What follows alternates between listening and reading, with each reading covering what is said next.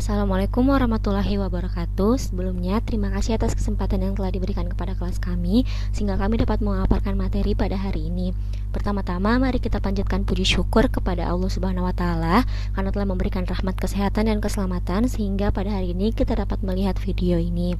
Walaupun kita belum bertemu secara langsung, namun itu tidak menghambat jalinan silaturahmi kita.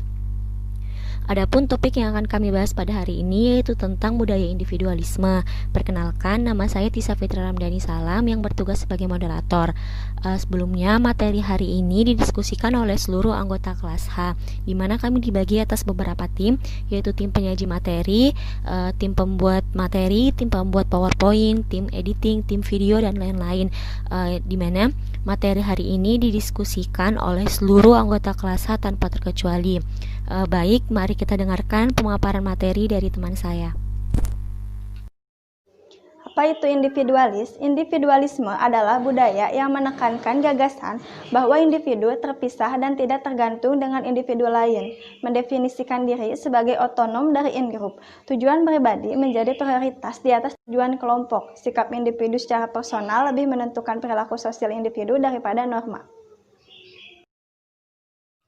Awal mula individualis. Renaissance berasal dari bahasa Latin yakni re dan nasci yang artinya lahir kembali, rebirth. Istilah ini biasanya digunakan oleh sejarawan untuk menunjukkan berbagai periode kebangkitan intelektual, khususnya yang terjadi di Eropa, tepatnya di Italia. Sepanjang abad ke-15 dan ke-16, istilah ini mulai digunakan oleh sejarawan terkenal seperti Mitch Hallett, yang kemudian dikembangkan oleh J. Burckhardt untuk konsep sejarah yang bersifat individualisme, serta sebagai periode yang dilawan dengan periode abad pertengahan. Abad pertengahan merupakan abad di mana ketika alam pikiran dikungkung oleh gereja. Dalam keadaan yang seperti itulah, kebebasan pemikiran amat terbatas dan perkembangan filsafat sulit terjadi. Bahkan dapat dikatakan bahwa manusia tidak lagi menemukan dirinya. Renaissance ialah periode perkembangan yang terletak sesudah abad ke-8 sampai munculnya abad modern. Pada abad Renaissance mulai menunjukkan diri dengan terjadinya pembebasan otoritas gereja, yang mendorong tumbuhnya individualisme bahkan sampai pada batas anarki, disiplin intelektual, moral, dan politik oleh pikiran-pikiran manusia. Renaissance diasosiasikan dengan filsafat skolastik dan kekuasaan gereja. Jadi, salah satu ciri utama Renaissance adalah individualisme, sehingga dapat lepas dari agama. Maksudnya, manusia tidak lagi mau diatur oleh agama. Saya Ulmi Flihah, di sini akan menjelaskan tentang teori individualis menurut para ahli. Yang pertama ada Hofstede. Ikatan sesama individu dalam sebuah masyarakat mulai hilang, dan perhatian individu hanya terpusat pada dirinya dan keluarganya saja. Di dalam grup masyarakat individualisme, mereka lebih mementingkan terhadap dirinya dan keluarga dekatnya, tidak mementingkan yang berada di luar kelompok. Masyarakat individualisme ini lebih menekankan kepada kata saya dibandingkan kami, menjadikan diri mereka menjadi lebih individu yang tidak memperdulikan yang berada dalam kelompok mereka, demi mencapai kebutuhan yang diperlukan. Yang kedua ada teori dari John Locke, konsep etika psikologis dan satu unsur etis politis. Sebagai konsep etika psikologis, individualisme mengharuskan manusia untuk berpikir dan menilai serta menghormati tidak lebih dari kedaulatan pikirannya.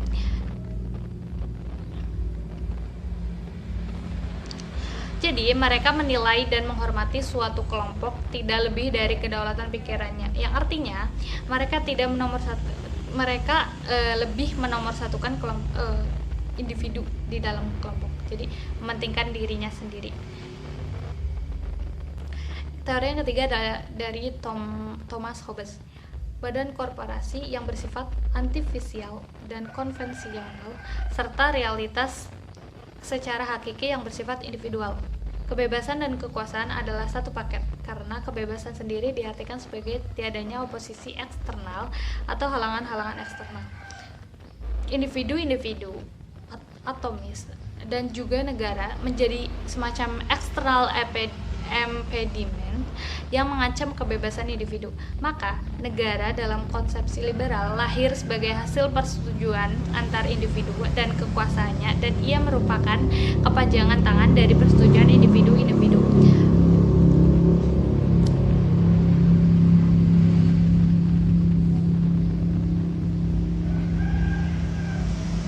Yang keempat ada dari J.J. Rousseau. Ia mengemukakan bahwa negara adalah masyarakat hukum yang disusun atas kontrak antara seluruh individu dalam masyarakat untuk menjamin hak-hak individu dalam masyarakat. Jadi, sebuah negara itu terbentuk karena adanya hukum yang disepakati oleh banyak individu untuk menjamin hak mereka sendiri. Hak individu itu di negara tersebut, di negara mereka. Ciri-ciri sikap individualis terbagi menjadi 5. Yang pertama, selalu berusaha mendominasi orang lain, atau dengan menunjukkan superioritasnya saat mengendalikan orang atau kelompok lain. Yang kedua, senang menarik simpati orang atau kelompok lain dengan mengungkapkan ketidaktahuan dan rasa tidak aman. Yang ketiga, cenderung memiliki sikap negatif, keras kepala, dan suka memaksakan kehendak. Yang keempat, suka merendahkan status orang lain, tidak menjaga perasaan orang. Yang terakhir, berusaha menarik perhatian orang lain meski dengan cara-cara yang tidak etis, seperti mengarang cerita atau melakukan tindakan yang tidak biasa, hanya agar tidak ditempatkan pada posisi yang rendah. Faktor penyebab munculnya budaya individualisme. Yang pertama, faktor kemajuan teknologi, yang mana orang-orang dapat melakukan apapun tanpa membutuhkan orang lain. Yang kedua, kondisi ekonomi negara yang semakin sulit, sehingga orang-orang sibuk dengan urusannya masing-masing. Yang ketiga, faktor pola asuh, merupakan faktor penting dalam pembentukan sifat dan perilaku seseorang. Yang keempat, faktor lingkungan yang tertutup dan minim interaksi dapat mendorong munculnya sifat individualisme dalam diri seseorang. Yang kelima, faktor sosial budaya, kondisi sosial yang semakin modern menciptakan budaya baru di kalangan masyarakat. Yang keenam, orang individualis tidak terbiasa dengan keramaian. Yang ketujuh, orang individualis merasa tidak dibutuhkan oleh orang lain. Dan yang terakhir, orang individualis muncul karena krisis kepercayaan terhadap orang lain. Cara mengatasi sikap-sikap individualisme yaitu 1. Memahami perasaan orang lain. Yang kedua, tidak bersikap egois. Yang ketiga, ikut senang dengan kebahagiaan orang lain. Yang keempat, tidak merugikan orang lain atas keuntungan diri sendiri. Yang kelima, mau membantu ketika melihat orang lain sedang kesulitan. Yang keenam, lebih peduli dengan lingkungan sekitar. Dan yang ketujuh, lebih memperluas cara berpikir. Dampak dari budaya individualisme. Nah, dampak dari budaya individualisme ini terbagi pada 2 dampak. Yang pertama, dampak negatif dan dampak positif. Nah, di sini yang pertama itu ada dampak negatif. Saya akan menyebutkan beberapa dampak negatif dari budaya individualisme. Yang pertama itu prasangka sosial yang bersifat negatif karena adanya perbedaan yang menimbulkan perasaan lebih unggul dibanding yang lainnya. Yang kedua, kehilangan rasa solidaritas antar sesama. Yang ketiga, hilangnya kebudayaan adat istiadat. Yang keempat, hanya mementingkan diri sendiri atau dia tuh lebih egois. Nah, yang kelima, kesulitan bersosialisasi. Dan yang terakhir itu menganggap bahwa apa yang dilakukannya itu hal yang paling benar di antara yang lainnya. Nah, dampak negatif dari budaya individualisme ini dikarenakan tadi karena budaya individualisme ini lebih mementingkan kebebasan pribadinya. Jadi mereka itu hanya mementingkan diri sendiri dibanding yang lainnya. Nah, adapun dampak positif dari budaya individualisme ini, yang pertama, menjadikan individu lebih mandiri, lebih percaya diri, dan lebih mengajarkan agar mencintai diri sendiri. Nah, kenapa? Karena tadi budaya individualisme ini lebih fokus terhadap dirinya sendiri dan menganggap bahwa pusat dirinya itu jadi diri sendiri. Jadi mereka itu lebih mandiri, lebih percaya diri karena tidak fokus terhadap orang lain. Negara dengan sikap individualis yang pertama ada Amerika. Orang-orang Amerika dikenal dengan semangat American Dreams, di mana mereka bebas bermimpi dan mewujudkan cita-cita mereka sebesar apapun tanpa celaan orang lain. Maka dari itu mereka jauh lebih berfokus kepada kesuksesan mereka sendiri. Dan terbukti Amerika menjadi salah satu negara maju di dunia dan menguasai seluruh bidang. Mereka cenderung tidak peduli dengan hal buruk yang dilakukan oleh orang lain dan mereka berfokus kepada kemajuan sendiri. Yang kedua ada Australia. Australia terkenal dengan kemajuan teknologinya dan kemajuan pembangunan manusianya. Sebagai negara maju, Australia sangat menghargai kebebasan individu dan sangat toleransi. Mereka tidak suka mencampuri urusan orang lain dan sangat lebih suka mengevaluasi diri mereka sendiri secara pribadi untuk menjadi pribadi yang lebih maju lagi. Negara selanjutnya yang ketiga ada Inggris, yang juga merupakan negara yang memiliki banyak teritori atau wilayah kepemilikan di luar tanah utama mereka. Sama seperti Australia, Inggris merupakan negara yang sangat toleran dan sangat menghargai kebebasan individu. Mereka tidak suka mengurusi urusan pribadi orang lain.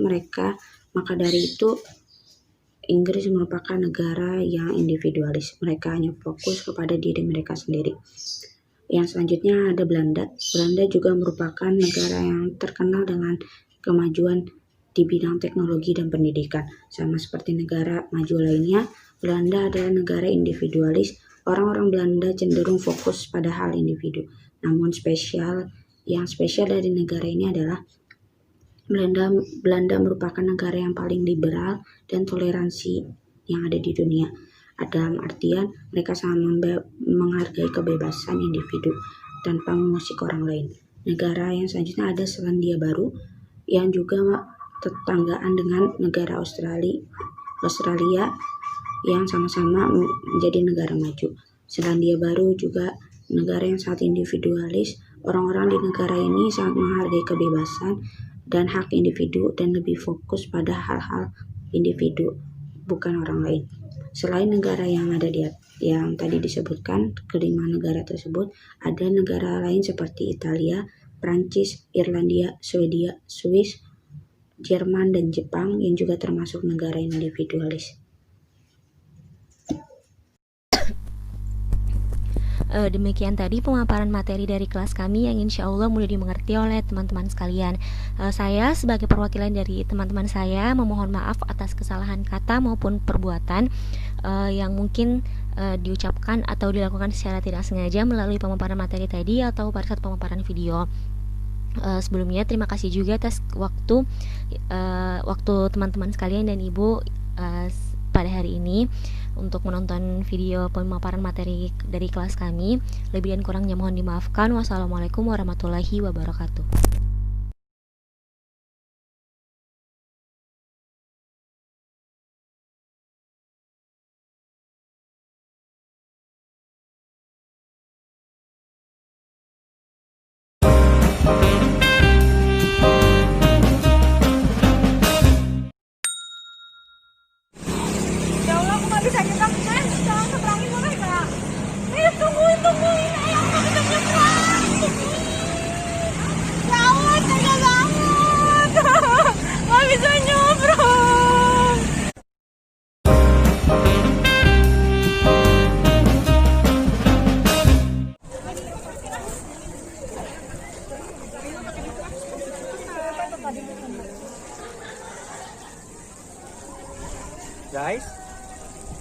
Guys.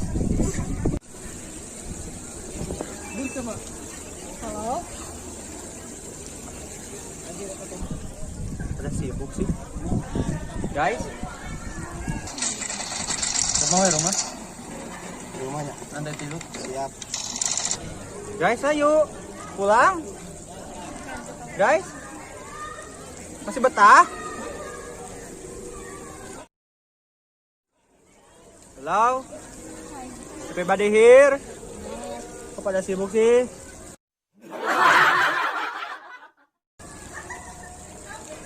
Ada apa sih di HP? Guys? Boy!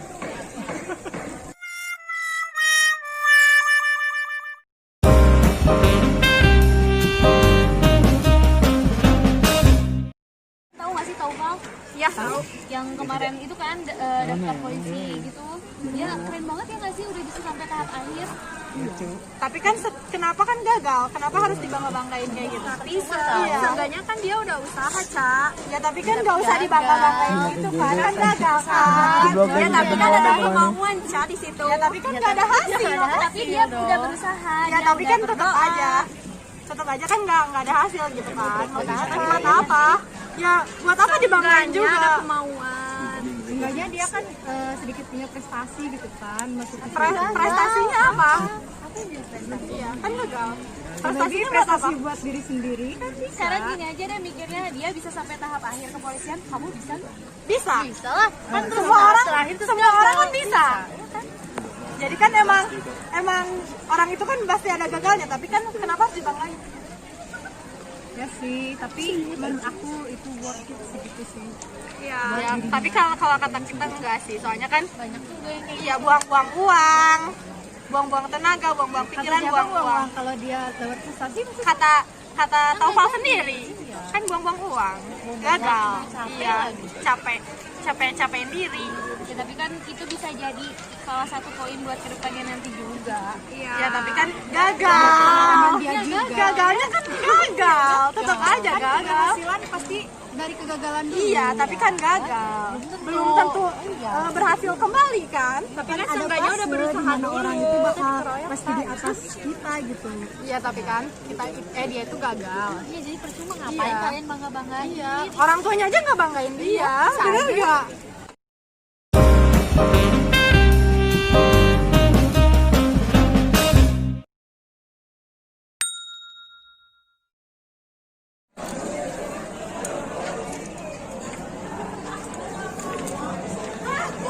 Jan. Enggak.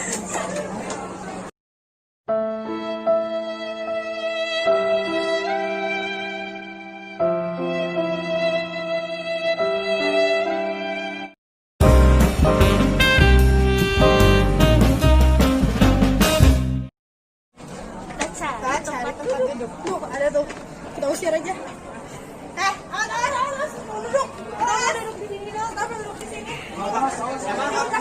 Emang hak kalian apa? Emang hak kalian apa? Udah di-booking sama kita. Ya udah sana. Wih, ini Apaan sih? Pergi. Ya pokoknya ini tempat udah sana. kalian jalan banget. Kita mau pesen apa? Kita nggak ngelawan ya?